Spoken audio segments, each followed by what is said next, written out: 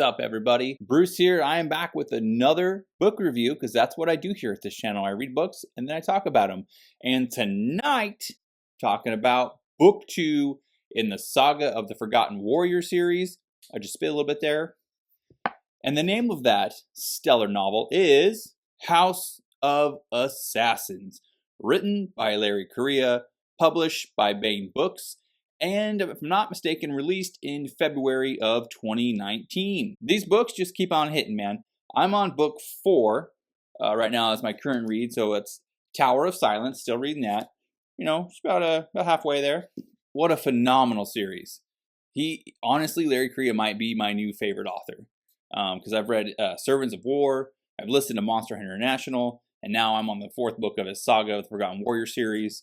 These books, I gotta say, like I listened to Larry Correia's podcast, the Writers Dojo, and I've heard him talk about Robert E. Howard, and I gotta say, I can definitely see Howard's influence in this series.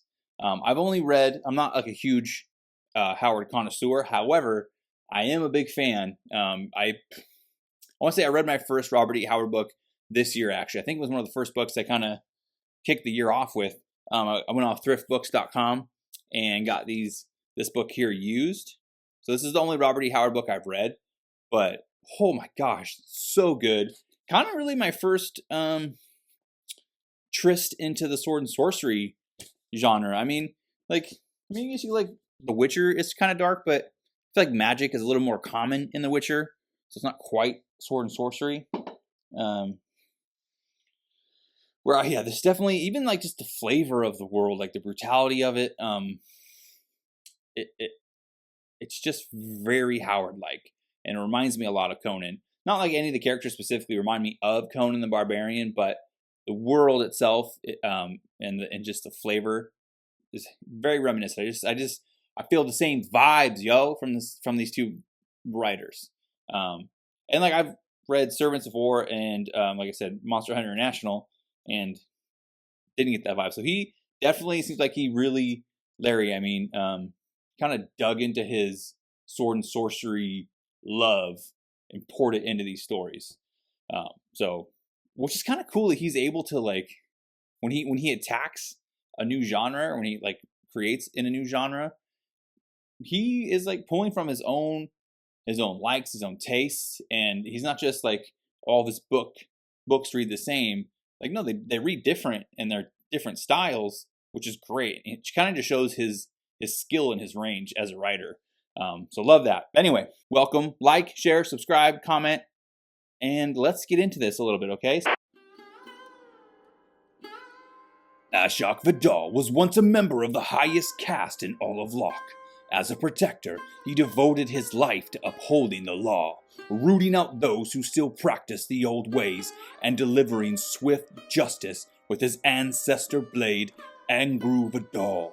None was more merciless than he in stamping out the lingering belief in gods and demons among the casteless. His brutality was legendary and celebrated. But soon Ashok learned that his life to that point had been a lie. He himself, senior member of the Protector Order, was casteless. He had been nothing more than an unwitting pawn in a political game. His world turned upside down, and finding himself on the wrong side of the law, he began a campaign of rebellion, war, and destruction unlike any Locke had ever seen. Thera had been first daughter of Vane, a member of the Warrior Order. She had spent her life training for combat, until a strange sight in the heavens appeared one day. Thera was struck by lightning, and from that day forward she heard the voice.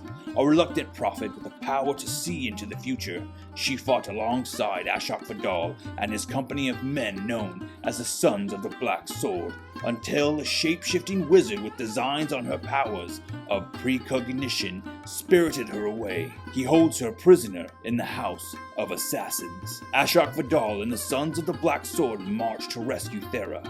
With his sword Angru Vadal, Ashok was unstoppable. But Angru Vadal is gone, shattered to pieces on the demon-possessed husk of a warrior. Now, Ashok must fight without the aid of the magic blade for the first time. Thera's life depends on it. But there is much more at risk in the continent of Locke. Strange forces are working behind the scenes.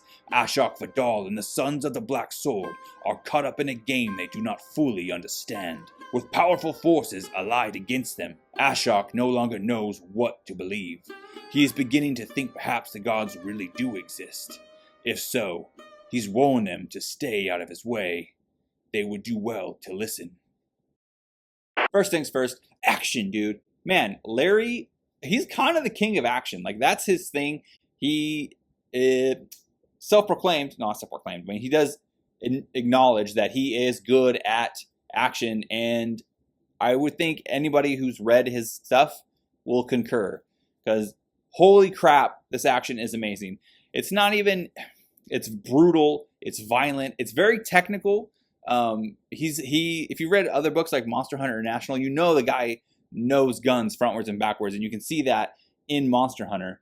But he also, I mean, this is all like medieval stuff, right? It's swords, it's maces, hammers, axes, bows, and even that, he seems to have a pretty intimate knowledge. So I don't know if he's just studied a bunch, or if it's just from being a nerd, you know, his whole life being a D&D, reading books, all that kind of stuff, that he just kind of knows these things.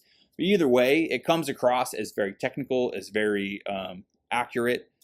I don't know, because I'm not an expert on, I don't know if it's referred to as medieval, but like ancient Indian warfare. So I don't know.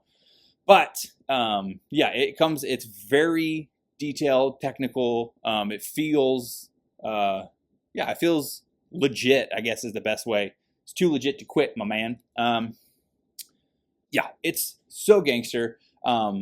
It's bloody, it's brutal, it's merciless. But on top of that, it's not just action for the sake of action. What I think that he does really well with his action is he uses it to further some other end of his story, whether it's just the plot in general, whether it's characterization, whether it's revealing to us a setting. He does, like, so there's, for instance, there's a scene where they're in this this kind of, it's a worker town, very industrial, and a chase scene breaks out, and they're running for their lives. There's crazy, bandits behind them coming after them, and so they're running through all these alleys, and we're basically kind of getting the flavor, the layout, like what this town's all about, while these guys are running for their life. So he's kind of doing two things at once here, in the middle of an intense action scene, which isn't just a chase, because they do like chase, stop, fight, So that's one example of how he uses his action to achieve another goal besides just giving us an action scene. And he does it so good. Another thing I really like about House of Assassins is in this one, so this world in Locke, I don't know the name of the whole world, but I know, so the continent is called Locke. And there are a lot of magically augmented humans on this world. Not a lot, but they exist. And there are demons that are insanely powerful and incredibly, not impossible, but incredibly hard to kill, right? And so it's easy to think that like normal men, even warriors that have trained their whole lives, are kind of insignificant. With this book, we do see a few, and not just men, but like Thera. There's a good example of this, basically, where regular people, even up against supernatural opponents, can still make a difference, can still overcome. Yeah, there's probably going to be a great sacrifice, which is it's a pretty recurring theme, I'd say, that power comes at a cost and doing the right thing comes at a cost. Yeah.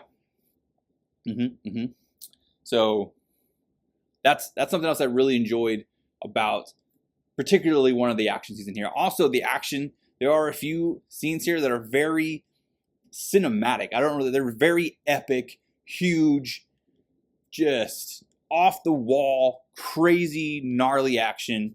And you kind of have to expect it from Larry Correia, because the guy knows how to write action of all different kinds of battle, of chases, of crazy magical conflicts and clashes. He gets it, dude. Animals, like attacks, everything, underwater, in the air, on the ground, in a like, dude, there's like he's got it down. All right, the action in this book, well, in all the books, really. I mean, you could. There's no way you're going to review one of these books in this series and not talk about the action. I don't remember if I did last time, but that's because I spent so much time talking about the lore and kind of delving into this world. But now I got that out of the way. Yeah, dude, the action.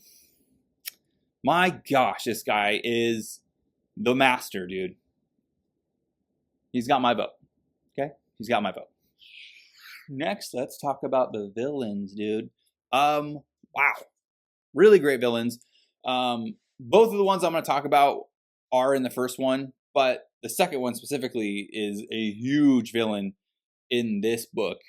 This book almost feels like it's kind of like it kind of puts a pause on the main storyline because they have to go rescue Thera to continue on with their journey. So it almost feels like it's a bonus book in the series, but it's great. And it definitely isn't, it's not a bonus because it does a lot of things to further the character and kind of build into this like characterization. But anyway, villains. So the king of creep, freaking Grand Inquisitor Oman. This guy sucks, but in like a good way. He's a great bad guy.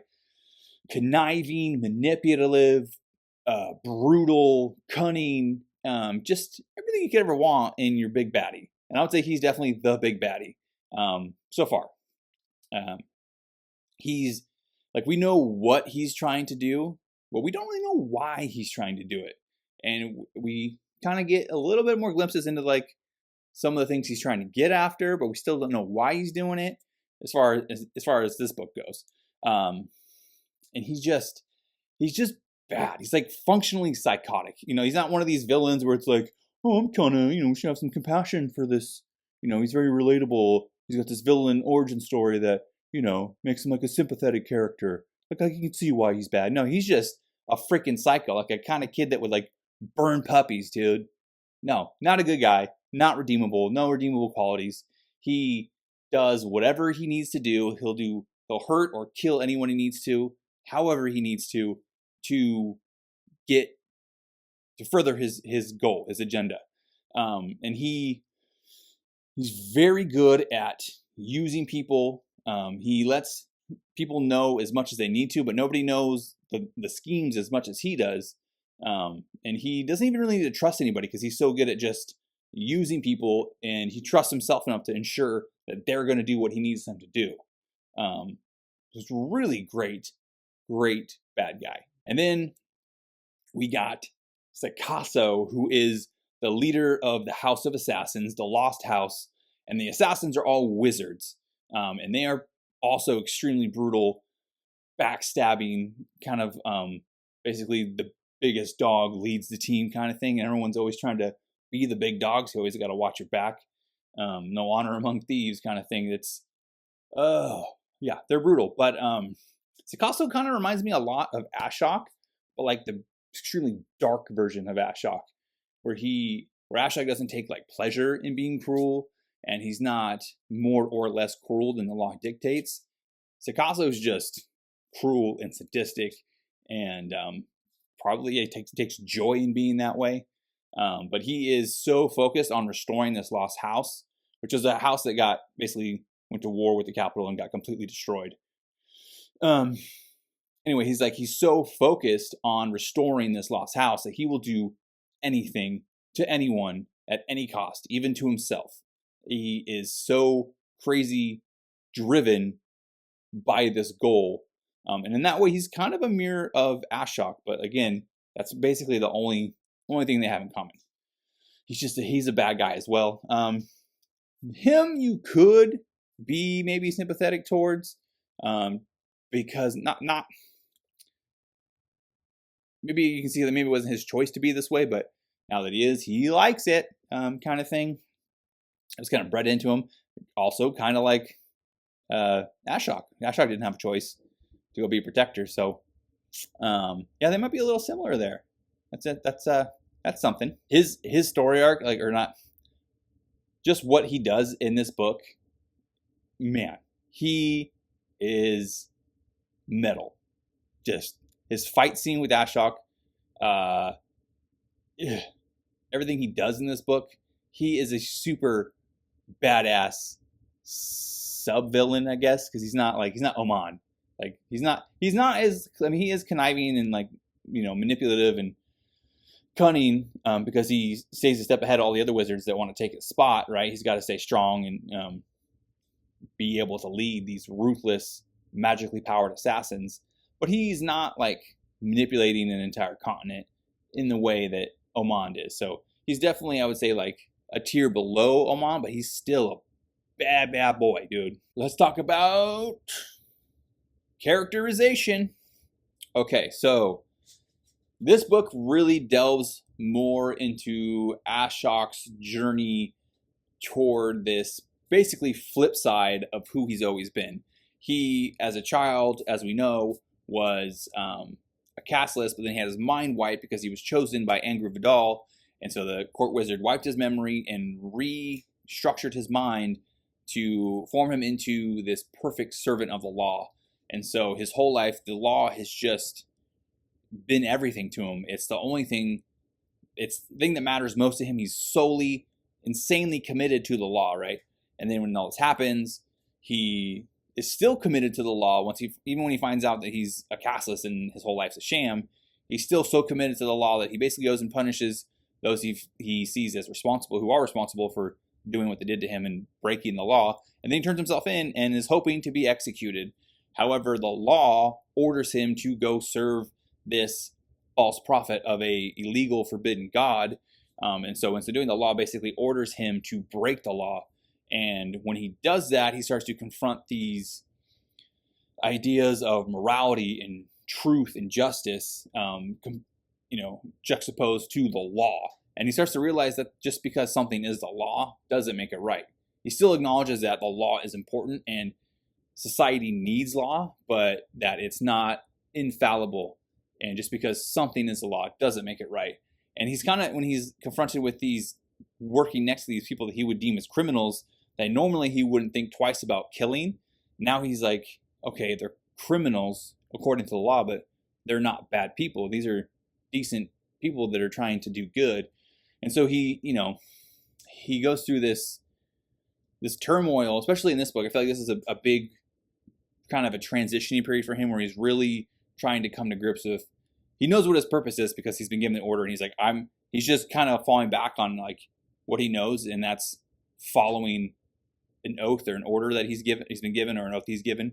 So he's going to go do that, but at the same time, he's being confronted with all these conflicting ideals and emotions. So just a really cool character study, really. And then he also, he's always like, because the law says there are no gods, there's nothing after death. And so when he like goes to, he's around Kita and Thera, who are the keeper of names and the prophet, he kind of scoffs at the idea that a god exists. Like, he doesn't believe. And in this book especially, we kind of see a couple of times where he kind of begrudgingly he acknowledges that maybe they do exist, but then he kind of reverts back and still falls into what's familiar to him, and that's still the law. And he kind of just reverts back to not believing, even though there are moments where he does kind of acknowledge their existence, or the Forgotten's existence. So really, really cool characterization in this book with Ashok and Thera as well, because we get a little bit more backstory with Thera in this. We kind of see that she comes from this proud warrior house. She's from the warrior caste, and we see her father's this like high-ranking, well-to-do officer, and then she gets struck by the lightning bolt from the sky and goes into a coma. Her house kind of like falls apart because her father kind of neglects his duties to take care of her. And what should have been, her life should have been, probably a little bit better than it turned out to be. And because of the voice, things just kind of don't go well. And there's like a really strong sadness to her story and how things turned out for her. And you really understand why she doesn't like the voice, why she doesn't like the gods, and why she would basically, like, these people, these assassins that kidnapped her, why she's kind of like, yeah, you know what, if you can get this voice out of my head, take it. She's not stupid. She knows they're probably still going to kill her, but she hates the voice so much. She's like, dude, please take this out of my head. Don't like it. But yeah, if you're a fan of fantasy series or fantasy books, sword and sorcery, if you like grim, violent, brutal stories, man, Larry's not really a big like sexually explicit writer, but as far as like violence goes, if that's your thing and you want to see good action, good fighting, great lore, oh my gosh, the lore in this book is so cool. You've got to read the series. If you just go pick up Son of the Black Sword, you're gonna get hooked. You're gonna come to House of Assassins, and you're gonna keep going down the line, because I cannot overstate it enough. This series is incredible. It might be, you know what? I'm gonna say it's my favorite fantasy series. It is. I'm not gonna say it might be. I'm gonna declare it right now. Until it gets dethroned, Saga of the Forgotten Warrior is my favorite fantasy series. So go check it out, buy it, read it, listen to it. However you consume your books, go get it. That's all I got for this video. I will be gone for a week for Disneyland action. And then after that, summer's kind of coming to a close. So go out there and get all your summertime fun in before school starts, kiddos. If I say kiddos.